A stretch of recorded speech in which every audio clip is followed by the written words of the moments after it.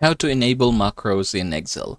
Make sure to watch this video until the end so you don't make any mistakes. Now, in order for you to enable macros in Excel, here's what we can do. First things first, I want you to head over to File, and then I want you to click More down here, and then you should see an Options. Go ahead and click that one, and then you should see something like this. Go ahead and visit the Trust Center, and then click Trust Center Settings.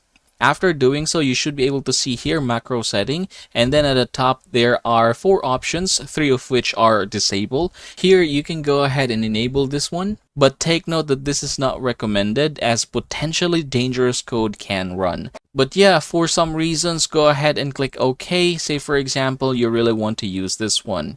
Click OK as well. And then if you want to have the developer options here in the ribbon, go ahead and right click this one, click Customize the ribbon. And then if you're going to scroll down, you have the developer option. Go ahead and click that one and click OK. After doing so, you can see the developer in here. And that is how to enable macros in Excel.